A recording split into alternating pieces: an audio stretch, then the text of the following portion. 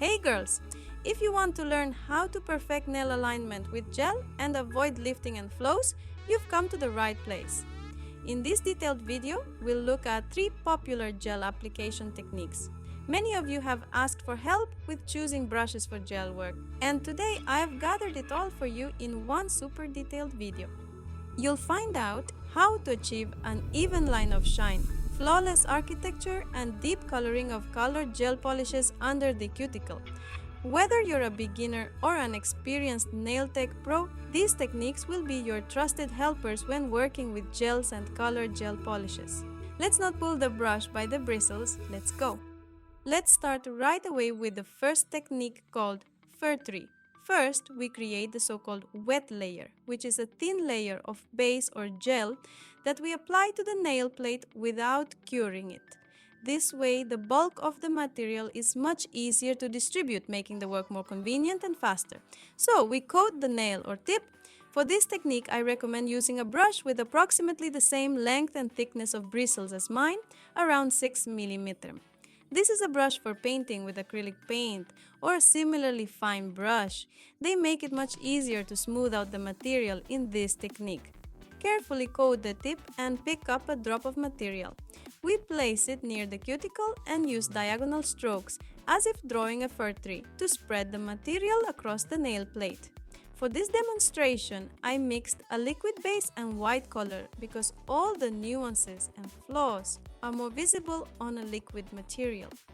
Later, I'll show you the same technique but with gel on real nails. I also advise you to practice on these nail tips, color them black so you can clearly see any bald spots and learn where to apply more material. If you're a beginner, this is a great way to practice techniques. After applying and distributing the material, we turn the tip upside down so that the material centers and aligns itself. Then use a brush to direct the material to avoid bumps and achieve a smooth line. Then turn the tip back and look from above. The surface should be evenly covered. This is why I suggested painting the tip black. Now we see where the material is lacking and can pull it from the center closer to the edge of the tip.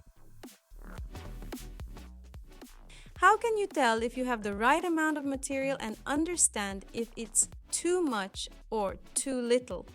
I'll show you an example of excessive material now. So, you pick up what seems like a normal amount and start spreading it, but while you distribute it on one side, the material on the other side begins to flow into the sinuses and sidewalls, resulting in a large flow. This means there is too much material and you will not be able to distribute or align it properly. If you take too little material, it will not be enough for an even distribution across the plate. There will be bald spots on the nail and the material will not align as there will be nothing to spread. The ideal amount is when the nail is completely covered in an even layer. Then you can properly center the material and align the sheen. Here you can see that there is still some material in the cuticle area, but there are bald spots on the sides and the free edge. This situation occurs when you apply an insufficient amount of material. Now, I will show you what happens if you do not turn the finger or tip upside down and where the pies come from. Here, you can see how the gel has flowed to the sides and the nail is already barrel-shaped. However, when you flip the nail tip over, the material starts gathering closer to the center and the nail surface becomes even from above. If you don't do this and just apply the material and cure it, there are 2 possibilities. The nail will be uneven or you'll have to file it to make it even, which takes more time. Now you can see the incorrect way of picking up material on a brush. Don't press the brush into the gel and open it like a fan. This way, brushes quickly become unusable and have to be replaced often. Moreover, the gel is transferred to the brush unevenly, which is also undesirable. Pick up the material with the edge of the bristles and twist the brush. This way, the drop will form evenly and the work will be clean. Another way you shouldn't do it is to scoop up the material like a shovel. This method splits the bristles and air gets between the hairs, forming small bubbles that will interfere with the work, and small bubbles are quite a challenge. Now, about the brush pressure on the gel. Why do people advise working in the air? What does that mean? When you transfer a drop and start randomly spreading it with heavy, rough pressure, you get these streaks that you can't even out later. That's why you need to work very gently, barely touching the gel. This is called working in the air. We don't press the gel. Instead, we distribute it with the brush bristles and the gel will flow in the right direction. You just need to guide it slightly. Then flip the tip over and the gel will align itself. The second technique is called curtaining. We also first completely coat the nail plate or tip to create a wet layer. This applies not only to gels but also to bases to make the process comfortable and quick. After that, work with the main material. For this technique, it's best to use a flat brush with an oval tip. I have two favorites, one from a brand Saga and the other from D&K. These brushes are designed for working with polygel but are also convenient for working with liquid gel. When choosing a brush, it's important to pay attention to the bristles. They should be soft. The essence of this technique is to take a drop of gel, place it near the cuticle and gradually pull the material with the brush from left to right. The brush should work in the air, that a thread forms between the bristles and the material, which we gradually guide down to the free edge. Imagine lowering a curtain on a large stage. You need to run from one side to the other, gradually releasing the ropes so the curtain falls evenly. Similarly, we guide the brush from one side of the nail to the other, covering the entire nail with the material. I say a strand should form between the brush and material because if you simply press the brush into the material, you'll create large bald spots and alignment will require much more time, effort, and frustration. The harder you press on the brush, the more problems and extra work you create for yourself. So imagine you are creating a very expensive piece of jewelry where a light touch is needed and you will achieve a smooth and even coating.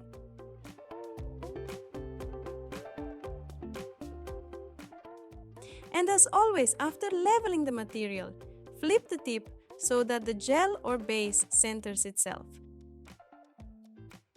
The third technique is the one I've been using for a long time. It's the easiest and fastest, and I call it Waterfall. Coat the nail plate or tip. Here, I'll be working with two brushes, a flat one and a thin one. With the flat brush, we make a wet layer, take a drop of gel, place it near the cuticle, and immediately pull it down to the free edge, giving an initial guide.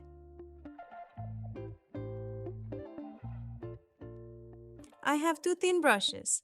The thinner one I usually use to apply color under the cuticle, which you'll see a bit later.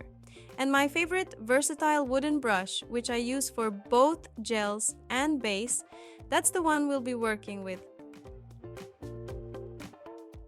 We make movements from top to bottom, creating guides for the gel. Then do the same on the other. While you're working on the second side, the gel on the first side will already start to flow down the guides. All that's left to do is make 2 or 3 passes from top to bottom and then you can flip the finger. Personally, this waterfall technique is my ideal method. I have another brush with a straight edge, which I rarely use because it's not very convenient for working with gels. It's good for applying the base, but it's still easier to distribute the gel with a rounded bristle brush. So, for this technique, it's better to use thin brushes. They don't create ridges in the material and it's easy to guide and smooth the gel with them. When it comes to gels, just like with bases, they are divided by consistency, hardness, and purpose. Therefore, it's also crucial to test the gels.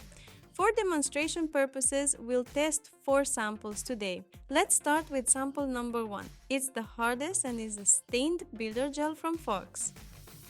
Its consistency is very thick, so achieving quick and even alignment with this gel will be very challenging.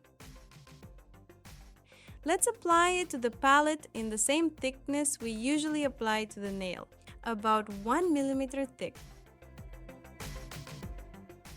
It cured completely in a minute, which is not surprising since it's almost transparent. Now, let's try to bend our sample. It doesn't bend at all, very hard and durable gel. It's perfect for nail extensions using both jewel forms and paper forms. It holds the arch perfectly. I eventually broke it, but it took a lot of effort. The next gel, number 2, is from Gamma, my favorite gel because it's universal. Its consistency is liquid, just the way I like it. This gel can be used for nail extensions on paper forms, but for jewel forms it might be too liquid and a beginner might not keep up with it. Let's apply it to the palette, cure it, and test its strength. As you can see, it's softer and more elastic than the previous sample, but still strong enough. You can easily and quickly strengthen nails with alignment without filing, and it fully cures in about 1.5 minutes in an original lamp with quartz diodes. Gel number 3 from the Luna brand is highly pigmented, which means it requires more time to cure. In terms of consistency, it's closer to thick gels. Alignment can be done with it, but it's better to slightly warm up the gel first so it becomes more liquid and easier to spread. Let's apply it to the palette and cure it. For me, it cured only after 2.5 minutes due to the high pigment content. That's too long for me, so I rarely use it, but it's not the gel itself, it's the pigment. It's softer than the previous ones. I would classify it as a medium soft gel. It can already be bent and even twisted into a tube. Therefore, I wouldn't recommend using this gel for nail extensions.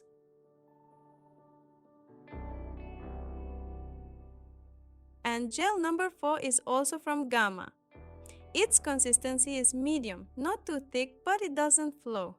I personally use this gel when I need to secure a volumetric design or when I coat the jewel form to secure a mold. Let's apply it to the palette. It spreads easily and even slightly self-aligns. It cured in just a minute since it has no pigment. Remove the sticky layer and test its hardness. The gel bends well and is elastic. I wouldn't use it for nail extensions, but it's quite good for strengthening. So you see, girls, different gels have completely different characteristics. The longer you plan your nails to be, the harder the gel you need. Experiment and find the best option for you depending on the goal. Nail extensions, strengthening, or design. The main thing is to practice and you'll succeed. Now, let's move on to practice on nails. We return to the first technique and work with gel. I apply the gel to the nail plate so that the nail remains wet and do not cure it. This is my wet layer. When working with hard gels, it is better to always create a substrate from a flexible base because gels do not have the same adhesion as bases, and there's a chance the gel may lift from the edges and near the cuticle. When aligning the nail plate with gel, you need to cover the entire nail, bringing the gel close to the cuticle. However, in the area directly near the cuticle where the nail is softer, you should apply a minimal amount of gel, gradually thinning the layer to almost zero at the cuticle. This is to avoid lifting in this area, as the soft part of the nail is more flexible and can cause lifting if the gel layer is thick near the cuticle. Therefore, in the cuticle area, you need to carefully and gradually reduce the gel layer to almost nothing.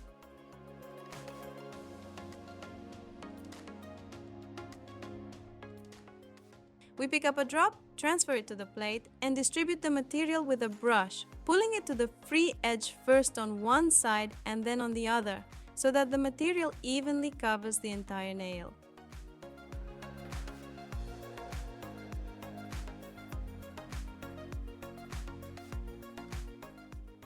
Then, we turn the finger upside down and direct the material to the apex, the highest point on the nail, which is responsible for the nail's architecture and is the center of gravity as it grows out. Let's move on to the second technique, the curtain. We coat the nail.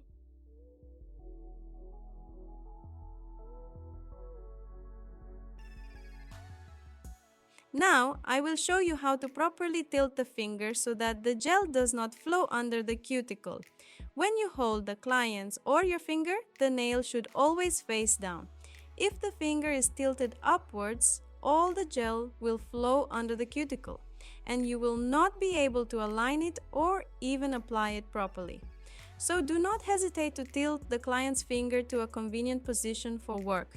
Pick up a drop, transfer it to the nail, and work in the curtain technique, leading the gel like a thread from left to right, gradually pulling the material to the free edge.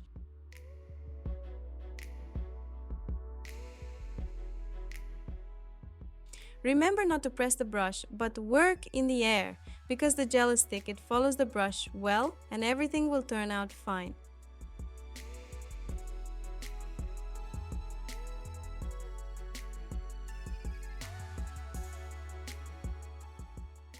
After smoothing it out, turn the finger upside down and direct the gel to the desired place.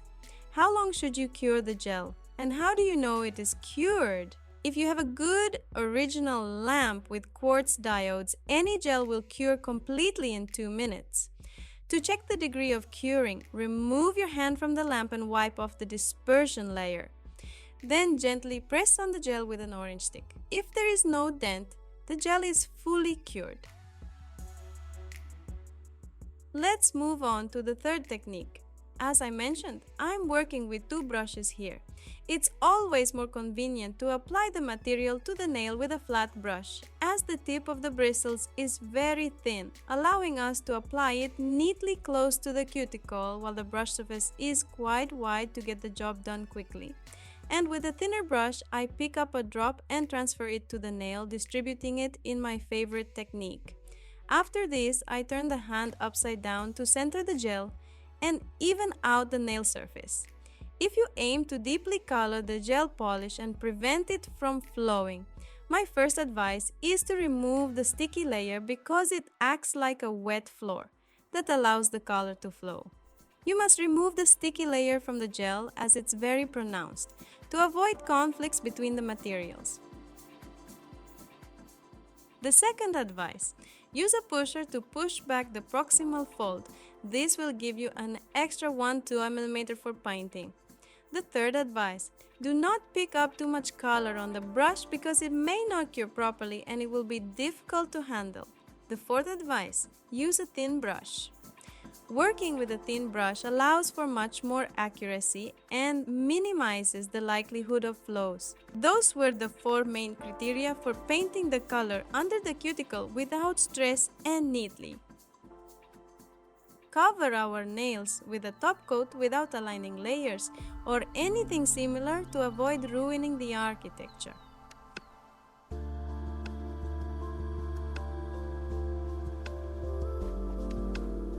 I use a medium consistency top coat without filters. I prefer top coats without tackiness, so I'm currently using a top coat without a dispersion layer. Cure it in the lamp for at least 1.5 minutes to keep the gloss better. And let me share a little secret about top coats. If you're covering your nails with a hard material, then use top coats from the hard category. But if you're using a base coat, choose a flexible top coat. You'll see how they'll still shine perfectly even after 3 weeks.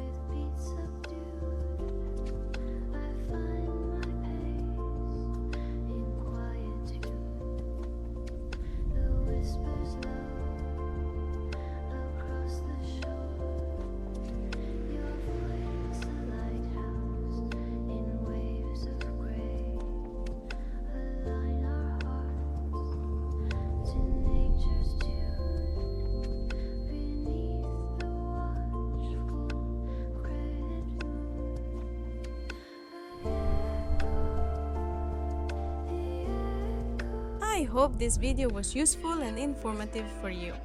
If so, do not forget to like and leave a comment. It motivates me to create such detailed videos for you. Also, do not forget to subscribe to the channel to not miss anything. Thank you for watching this video. It's been Anna and I'll see you soon.